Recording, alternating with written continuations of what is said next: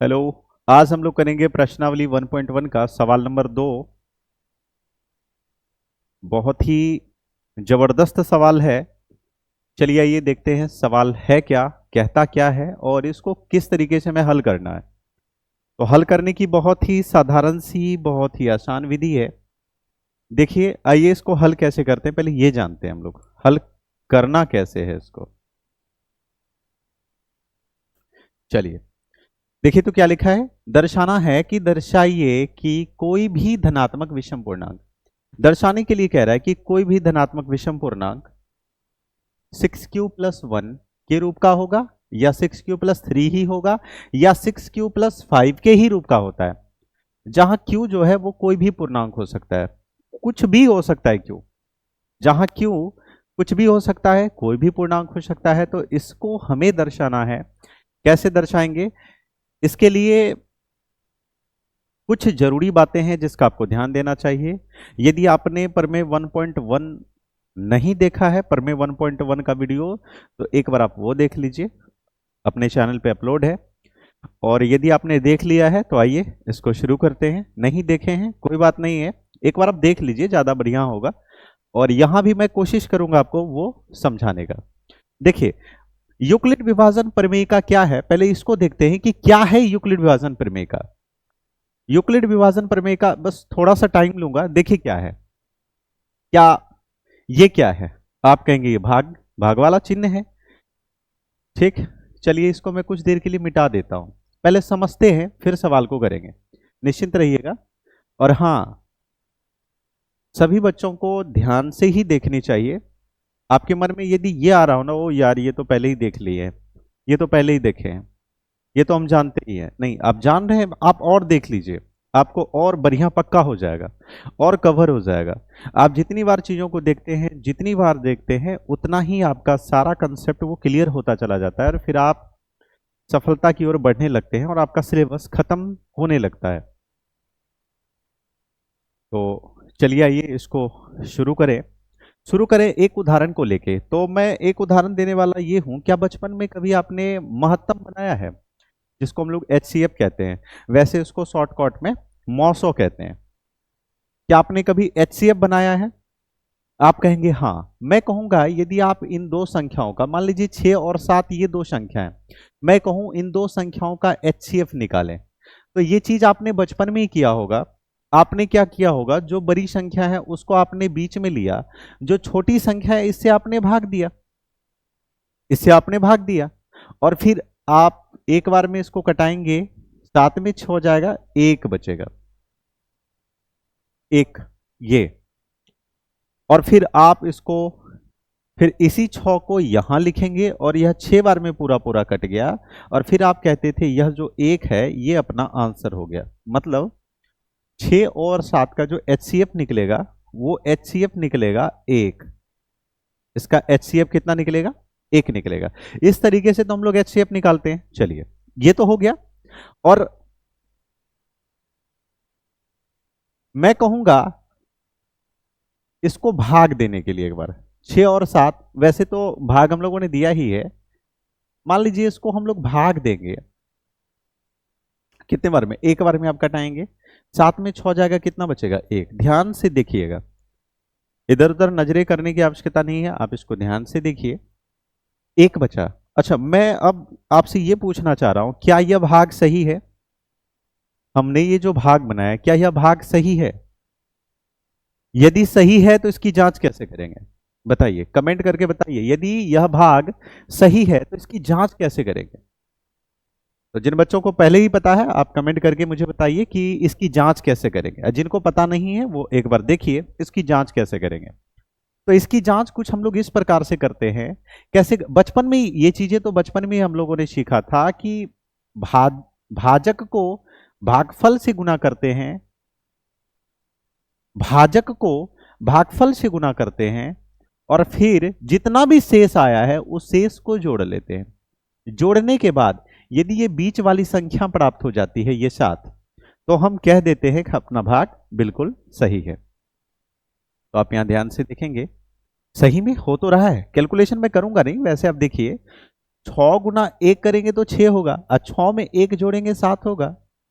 होगा कि नहीं होगा? तो इससे सिद्ध है कि हम लोगों ने ये जो भाग बनाया, ये भाग सही है। तो बच्चों, यही है यूक्लिड विभाजन प्रमेय का, यही है यूक्लिड विभाजन प्रमेय का, और कोई आसमान से नहीं गिरा है, यही तो है। इसी को तो, इसी जांच विधि को यूक्लिड विभाजन प्रमेय का कहते हैं। देखिए, अब हाँ, थोड़ा सा यूक्लिड विभाजन प्रमेय का जो लिखने का प्रारूप है ना, वो थोड़ा सा चेंज है। चेंज कैसे है? अब जैसे इसको हम लोग बी कह देते हैं, और जो बीच में है ना बच्चों, इसको ए कह देते हैं। जो भागफल है ना, इसको क्यू कहा गया है, और शेषफल को आर कहा गया है। किया सेम काम यही है, इस सेम काम। देखिए, इसको बी लिख देते हैं, और गुना यहां पे ये क्यू हो गया, प्लस में ये आर हो गया। मैं यहां कैप स्मॉल लेटर लिखता हूं, बी क्यू प्लस में आर, बराबर में बीच वाले को ए कहा जाता है। मेरे प्यारे बच्चों, यही है यूक्लिड विभाजन प्रमेय का। चाहे तो आप इसको गुना करके ऐसे लिख सकते हैं, या मतलब ऐसे आप इसको सीधा कर लीजिए, ए बराबर बी क्यू प्लस आर। ये है यूक्लिड विभाजन प्रमेय का। ठीक है, यही तो है, ये वही है जिस विधि से हम लोग बचपन में ही भाग को जांच करते थे। हमें पता नहीं था कि यह सच में यूक्लिड विभाजन प्रमेय का है। चलिए, आज पता चला, आज पता चला कि यह यूक्लिड विभाजन प्रमेय का ही है। तो आपने यह भी जाना यह यूक्लिड विभाजन प्रमेय का है, और आपने ये जाना, आपने क्या जाना कि दो संख्याओं का मौसो निकालने के लिए, दो संख्याओं का महत्तम निकालने के लिए, तो दो संख्या तो पता होनी ही चाहिए, और b की वैल्यू ही उसका आंसर होता है। देखिए, यहां ये भी b की वैल्यू है, ये भी b की वैल्यू है। तो कहीं ना कहीं जब दो संख्याओं का हम लोग महत्तम निकालते हैं, जो b का मान होता है बच्चों, वही हमारा आंसर होता है। लेकिन कब? जहां शेषफल 0 हो जाए। जब शेषफल 0 हो जाए, जैसे मैंने यहां पे काट दिया, तो यहां पे मैं 0 भी तो लिख सकता हूं। जैसे ही शेषफल 0 हो जाए, तो b का मान जो होता है वो आंसर हो जाता है। ये तो आपने देखा। चलिए, इसी के बेस पे अब इसको हम लोग करते हैं। तो आपको ध्यान रहे, जो b, ये q जो होता है ना बच्चों, हमेशा b से ही गुना होता है, ये ध्यान रहे। और प्लस के बाद जो उधर है वह आपका r अर्थात शेषफल ही है। यदि आपने वो प्रश्न प्रमेय 1.1 का वीडियो नहीं देखा, एक बार देख लीजिए, देखने में क्या जाता है। 5-10 मिनट की वीडियो है, देख लीजिए, बढ़िया समझ में आएगा। हालांकि यहां भी समझाने का भरपूर प्रयास किया गया है। चलिए, अब इस सवाल को करते हैं। अब सवाल को करते हैं, एक एक चीजों को जानने का प्रयास करिए। बिहार बोर्ड में यदि आप चाहते हैं कि 2026 में टॉपर वेरिफिकेशन के लिए आपके पास भी फोन आए, तो अभी से ही लग जाइए और प्रैक्टिस करिए। एक सवाल को 5 बार, 6 बार, 10 बार तब तक बनाइए जब तक कि आपसे खुद ना बन जाए। आइए, अब इसको शुरू करते हैं। क्या कहा है? देखिए, लिखा है, दर्शाइए कोई भी धनात्मक विषम पूर्णांक है। कोई धनात्मक विषम पूर्णांक है। देखिए, यहां कोई भी लिखा है, तो कोई भी तो हमें तो मानना पड़ेगा। वो कोई कौन है? लिखा है कोई भी धनात्मक विषम पूर्णांक। कोई भी धनात्मक हो, माइनस में ना हो, प्लस में हो, और विषम पूर्णांक हो, वो जो होगा वो या फिर तो 6q+1 के रूप का होगा, या 6q+3 के रूप का होगा, या 6q+5 के रूप का होता है। इसको दर्शाना है, दिखाना है। अच्छा, कोई भी धनात्मक विषम पूर्णांक, इसको हम लोग मान लेते हैं। क्या मानते हैं? मान लेते हैं कि माना कि कोई धनात्मक विषम पूर्णांक a है। ठीक है, चलिए पहले मान ही लेते हैं। हल हम लोग यहां से शुरू कर रहे हैं। मान लेते हैं, माना कि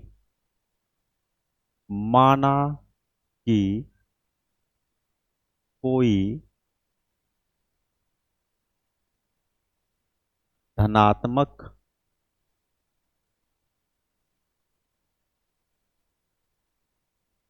विषम पूर्णांक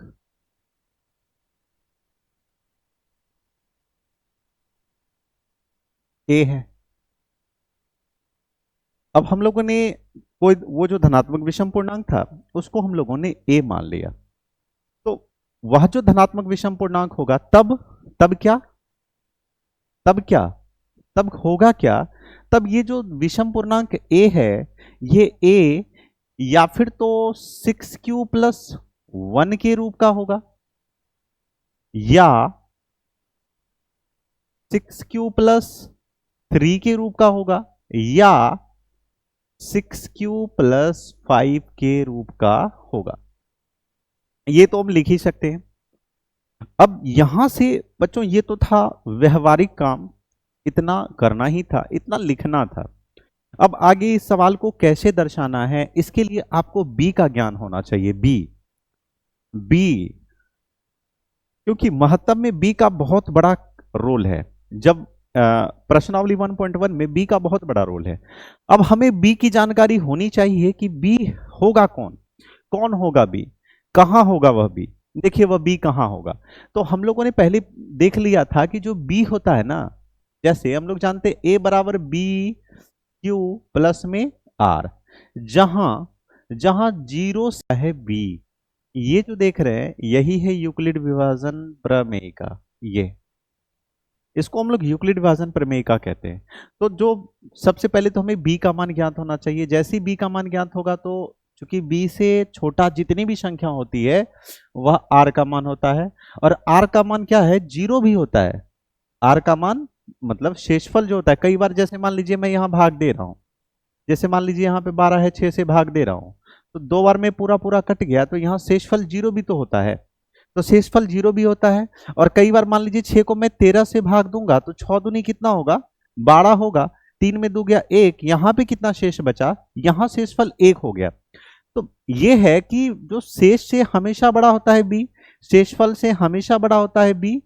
लेकिन यदि शेषफल की बात करें, शेषफल जीरो भी होता है और जीरो से बड़ा और बी से छोटा, मतलब जीरो से बड़ा, शेषफल जो होता है जीरो से बड़ा होता है, आर का मान जीरो से बड़ा होता है, जीरो के बराबर भी होता है, लेकिन बी से क्या होता है, छोटा होता है। इस तरीके से इसको समझा जा सकता है। चलिए आइए अब इसको करते हैं, वो तो मैंने लिख दिया वहां। तो इस रूप में हम लोग लिख सकते हैं। हम अब बी का मान कैसे पता चलेगा, बी का मान कैसे अपने आप ऐसे ही ले लेंगे बी का मान, नहीं। देखिए बी का मान स्पष्ट है, जो Q से गुना होता है वही तो B का मान होता है, जो Q से गुना है वही तो B का मान होता है, जो Q से गुना है वही तो B का मान होता है। तो B का मान 6 है।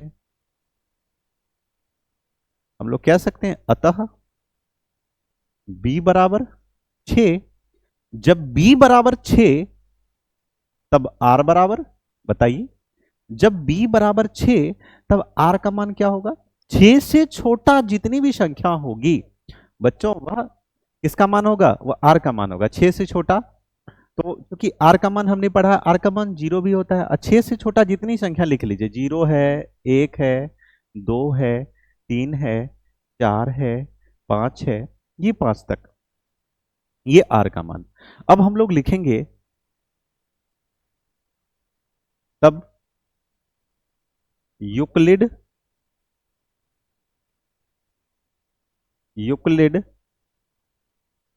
विभाजन, तब इसको हम लोग किसे हल करेंगे, यूक्लिड विभाजन से। किस विभाजन से, यूक्लिड विभाजन से। चाहे तो आप इनको एल्गोरिथम लिख लीजिए या प्रमेय का, मैं हालांकि यहां पे प्रमेय का लिखने वाला हूं। तब यूक्लिड विभाजन प्रमेयिका से, यूक्लिड विभाजन प्रमेयिका से। तो लिख लेते हैं पहले क्या है यूक्लिड विभाजन प्रमेयिका। यूक्लिड विभाजन प्रमेयिका होता है a बराबर बी क्यू प्लस आर, जहां ये जो चिन्ह है जहां का, जहां जीरो से बड़ा होता है आर, और नीचे ये जो लकीर देख रहे हैं ना, ये है कि आर जो होता है ना जीरो के बराबर भी होता है और आर से हमेशा बड़ा होता है बी। ठीक है, ये तो यूक्लिड विभाजन प्रमेयिका थी। हम लोग कह सकते हैं अब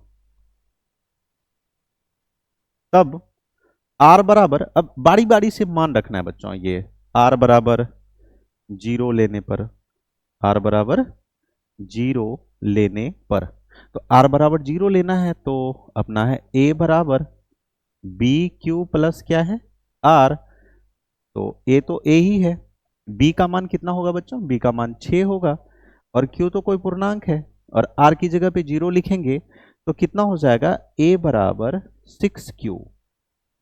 6q सम संख्या है या विषम संख्या, इस चीज को आप बताएंगे। देखिए मैं बताता हूं, यहां आप देख रहे हैं 6q, तो यहां पहले ही सवाल में कह दिया कि q कोई पूर्णांक है, q तो कोई भी पूर्णांक हो सकता है। और 6 आप देख रहे हैं, 6 कौन सी संख्या है, यहां पे 6 है सम संख्या।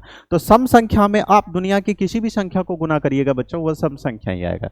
आप करके देख लीजिए, जैसे मैं ये जैसे मान लीजिए दो सम संख्या है, तो सम संख्या 6 में 6 भी सम संख्या था, 2 भी मैंने लिया, चूंकि कोई भी पूर्णांक हो सकता है तो मैं 1 ले सकता हूं, 2 ले सकता हूं, 3 ले सकता हूं, क्यों की जगह पे मैं कोई भी संख्या ले सकता हूं, दशमलव को छोड़ के पूर्णांक वाली सारी संख्या ले सकता हूं। तो कुछ भी आप लीजिएगा ना, जब सम संख्या को आप किसी भी संख्या से गुना करिए, वह हमेशा एक बार नहीं, वह हमेशा सम संख्या होगा। इस चीज को तो आप लिख ही लीजिए। 6 दूनी कितना होगा 12, कौन सी संख्या, सम संख्या। वैसे ही आप ट्राई कर सकते हैं, जैसे मैं 3 ले लिया, 3 तो विषम संख्या है, 6 से गुना करिएगा कितना होगा 18, 18 कौन सी संख्या है, सम संख्या। कहने का भाव यह है कि आप सम संख्या में यदि विषम संख्या को गुना करते हैं, नहीं सम संख्या में आप विषम नहीं, किसी संख्या को, किसी भी पूर्णांक को आप गुना करते हैं, तो आपका जो वो पूर्णांक आएगा वो सम पूर्णांक। यहां पे आप लिख लीजिए सम, बस यहां पे आप लिखेंगे सम पूर्णांक, ज्यादा नहीं लिखना, बस इतना है, सम पूर्णांक लिख लीजिए। ठीक है, आर का मान 0 ले लिया हम लोगों ने। अब हम लोग यहां पे कर रहे हैं, थोड़ा सा जगह का उधर अभाव है, ठीक है, यहां कर रहे हैं। अब हम लोग लेते हैं आर बराबर 1 लेते हैं, यहां पे लिख लीजिए पुनः आर बराबर 1 लेने पर, आर बराबर 1 लेने पर, तो आर बराबर 1 लेंगे तो क्या होगा, ए बराबर बी क्यू प्लस आर, ए बराबर क्या है बी क्यू प्लस आर है, तो ए तो ए ही है, बी की जगह पे 6 लेना है, क्यू कोई पूर्णांक है और आर की जगह पे बच्चों 1 है।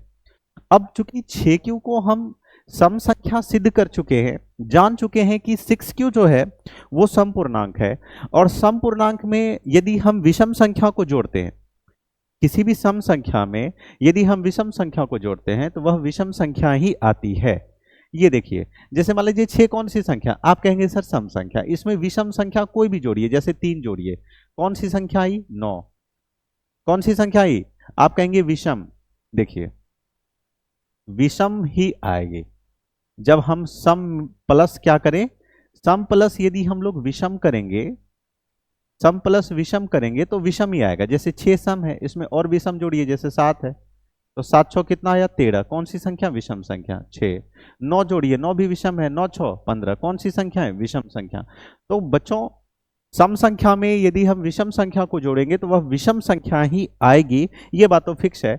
ये मैं मिटा रहा हूं, ये तो आपके समझाने के लिए किया था, चाहे तो आप इसको नोट के रूप में साइड में लिख लीजिएगा ताकि भविष्य में आपको काम आए, प्रैक्टिस के दौरान ये काम आएगा। यहां पे हमें लिख लेना है, यहां पे हम लोग लिख लेंगे सम पूर्णांक,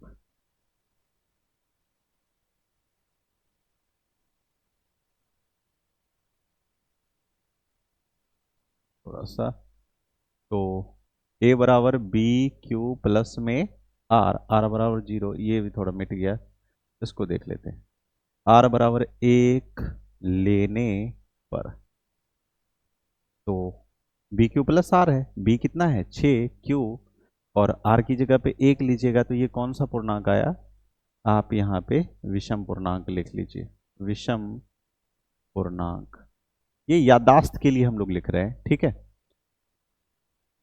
और पुनः पुनः आर बराबर अब 2 लेना है, आर बराबर 2 लेने पर, आर बराबर 2 लेने पर, तो आर बराबर 2 लेंगे कितना होगा, ए बराबर बी क्यू प्लस आर, तो आप लिखेंगे ही लिखेंगे, ए बी की जगह पे 6 लिखेंगे, क्यों कोई पूर्णांक है, आर की जगह पे 2 लिखेंगे। तो बच्चों सम संख्या में जब सम संख्या जोड़ेंगे तो सम संख्या ही आएगा। जैसे मान लीजिए 6 कोई सम संख्या है और मैं इसमें 2 जोड़ रहा हूं, तो कौन सी संख्या, सम में सम जोड़े, 6 भी सम संख्या, 2 भी सम संख्या, जब सम में सम जोड़े तो कौन सी संख्या आएगी 8, 8 सम संख्या, 6 सम संख्या है, 4 भी सम संख्या है, तो सम संख्या में सम संख्या जोड़ेंगे तो बच्चों 10 आया, और 10 भी कौन सी संख्या है, सम संख्या। कहने का भाव ये है कि जब हम किसी सम संख्या में सम संख्या को जोड़ते हैं तो वो सम संख्या ही आएगा, हमेशा आएगा। तो यहां आप सम पूर्णांक लिख लीजिए, सम पूर्णांक पुनः आर बराबर 3 लेने पर, आर बराबर 3 लेने पर तो ए बराबर कितना होगा, बी क्यू प्लस में आर। ए तो ए ही है, बी का मान बच्चों 6 है, क्यू कोई पूर्णांक है, आर की जगह पे 3 लीजिए। तो हम लोगों ने तो पहले ही कर लिया है, जब किसी सम संख्या में विषम संख्या को जोड़ेंगे तो कौन सा पूर्णांक आएगा वो, या कौन सी संख्या आएगी, विषम संख्या लिखिए, मैं यहाँ पूर्णांक लिख रहा हूं, पूर्णांक ही लिख लीजिए। पूर्णांक का मतलब होता है पूर्ण अंक, दशमलव में ना हो बस। अब पुनः आर बराबर 4 लेने पर, आर बराबर 4 लेने पर तो ए बराबर कितना होगा, बी क्यू प्लस में आर। तो ए तो ए ही है, बी की जगह पे 6 है, क्यू और आर की जगह पे 4। तो 6 क्यू भी सम संख्या और 4 भी सम संख्या, सम में सम जोड़ेंगे कौन सा पूर्णांक आएगा, आप एक शब्दों में अब कहिएगा सम पूर्णांक ही आएगा। ठीक है, ये तो हो गया, ये हो गया। अब एक अंतिम है, एक लास्ट बचा है, हम लोग यहां कर लेते हैं। एक लास्ट है, उसको हम लोग यहां कर लें, यहां पे। ठीक है, यहां देखिएगा लास्ट क्या बचा है, पुनः हम लोग लिख लें, पुनः आर बराबर 5 लेने पर, आर बराबर 5 लेने पर, आर बराबर 5 लेंगे तो क्या होगा, आप ए बराबर बी क्यू प्लस में क्या होगा आर। ए तो वो विषम पूर्णांक है, बी की जगह पे 6, क्यू तो क्यू ही है, और आर की जगह पे 5। तो मेरे प्यारे बच्चों, सम संख्या में जब हम विषम संख्या जोड़ेंगे तो कौन सा पूर्णांक आएगा, आप कहेंगे विषम संख्या, विषम संख्या, मैं यहां पे पूर्णांक लिख रहा हूं, पूर्णांक। ठीक है, तो अब आपने क्या देखा, आपने ये देखा कि जितने भी जहां जहां भी विषम पूर्णांक आया, जैसे एक विषम पूर्णांक अपना यहां आया तो वह 6q प्लस 1 के रूप का हुआ, दूसरा विषम पूर्णांक मेरे प्यारे बच्चों यहां आया तो वो 6q प्लस 3 के रूप में हुआ, और तीसरा विषम पूर्णांक यहां आया, यह 6q प्लस 5 के रूप का हुआ। क्या एकदम सेम सेम हम लोगों ने दर्शा दिया, क्या same same as it is हम लोगों ने दर्शा दिया, आप कहेंगे हाँ। तो अब हमें बस कुछ नहीं करना है, अब लिखना है अतः, अतः हम लोग लिखेंगे अतः कोई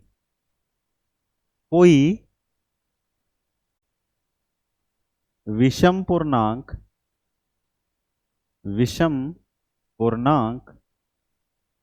6q प्लस 1 या 6q प्लस 3 या 6q प्लस 5 के रूप का होता है जहां q कोई पूर्णांक है।